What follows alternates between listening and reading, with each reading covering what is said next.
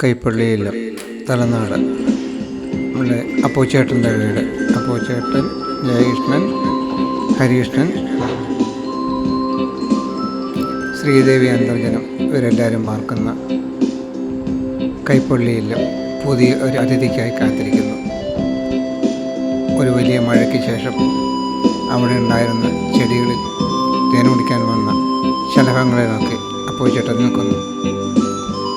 ഈ രംഗം ഒന്ന് പകർത്തണമെന്ന് തോന്നി. വെറുതെ ഒരു ശ്രമം, പാഴ്ശ്രമം എന്ന് വേണമെങ്കിൽ പറയാം. ധാരാളം ചെടികളും പുഷ്പങ്ങളും ഒക്കെയായി ഇതിന് ചുറ്റുമായി ധാരാളം എണ്ണമുണ്ട്.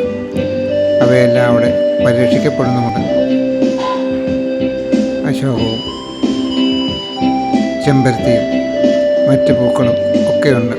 അവിടെ തേൻ കുടിക്കാൻ വന്ന കേരളത്തിലെ വലിയ ശലഭങ്ങളിലൊന്നായ സതേൺ ബേഡ്വിൻ പശ്ചിമഘട്ടപർവ്വത പ്രദേശങ്ങളിൽ മാത്രം കാണപ്പെടുന്ന ഈ ശലഭം വളരെ റെയറാണ്.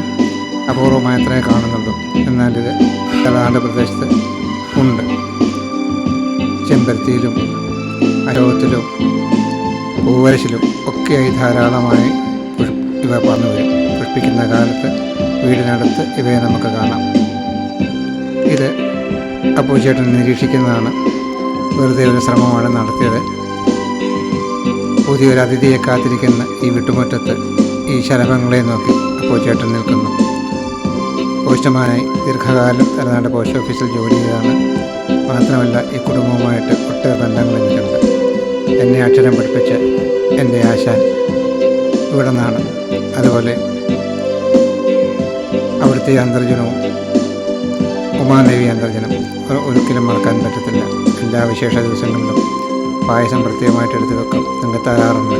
കാവുമെന്ന ഉമ്മ എന്നാണ് എൻ്റെ അമ്മയെ കുറിച്ച് പറയുക. ഒരു അംഗത്തെ പോലെ കരുതി എപ്പോഴും ഒരു കരുതലോടെ പ്രവർത്തിക്കുന്നു. ഇന്നും അങ്ങനെ തന്നെ ആ പാരമ്പര്യം അവർ നിലനിർത്തുന്നുമുണ്ട്.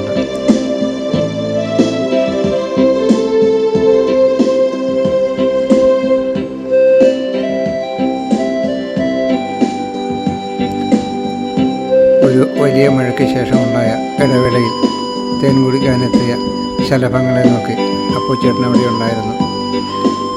വീടിൻ്റെ മുറ്റത്ത് ധാരാളം ചെടികളും പുഷ്പങ്ങളും ഉള്ളതുകൊണ്ട് തന്നെ സദാസമയം ശലഭങ്ങൾ ഇവിടെ പാറി നടക്കും. വഴി സൈഡിലാണ് വീടെങ്കിലും അവയ്ക്ക് വാഹനങ്ങൾ ധാരാളം ഓടുന്ന റോഡ് ആണെങ്കിൽ പോലും അവർക്കതൊരു ബുദ്ധിമുട്ടായി തോന്നാറില്ല. കാരണം ആ വീട്ടിൽ ആരും ഇത്തരം ശലഭങ്ങളെയോ ഒരു ജീവികളെയോ ഉപദ്രവിക്കാറില്ല. അതുകൊണ്ട് ധൈര്യമായിട്ട് അവർക്ക് കടന്നു വരാൻ കഴിയും. വഴി സൈഡിൽ വാഹനങ്ങൾ ഓടുന്ന സമയത്ത്, ഇരുമിപ്പായുന്ന സമയത്ത് അവയുടെ ശബ്ദവും കോലാഹലങ്ങളോ മറ്റു കാര്യങ്ങളോ ഈ ശലഭങ്ങളെ ഒരിക്കൽ വല്ലാത്തൊരുപ്പെടുത്താറില്ല.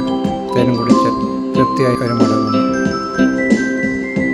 അടുത്ത വലിയ മഴയ്ക്ക് മുമ്പ് ഇരുളടയുന്നതിന് മുമ്പായി വയർ നിറച്ച് ഏതെങ്കിലും പച്ചിലകളുടെ അടിയിൽ താവളം തേടി പറക്കലാണ് ഇവയുടെ സ്വഭാവം. വെസ്റ്റേൺ ഘാട്ടിൽ മാത്രം കാണുന്ന ഇത്തരം ശലഭങ്ങളെ നിലോഭമായി ഈ പ്രദേശം നമുക്ക് കാണാൻ പറ്റും. സതേൺ ബേഡ്വിൻ ഒരിടത്ത് സ്വസ്ഥമായി ഇരിക്കാറില്ല. ധാരാളം സമയം പറഞ്ഞതിന് ശേഷം മാത്രമേ എവിടെയെങ്കിലും അതിനെ ശ്രമിക്കാറുള്ളൂ.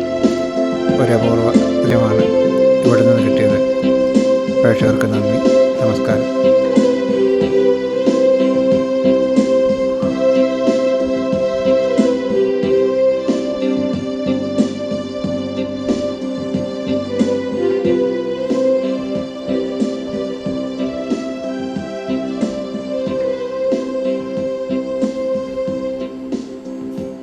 വീട്ടിലേക്കുള്ള പുതിയ അതിഥിയുടെ വരവും കാത്ത് അപ്പൂച്ചേട്ടൻ ഗേറ്റിൽ തന്നെയുണ്ട്.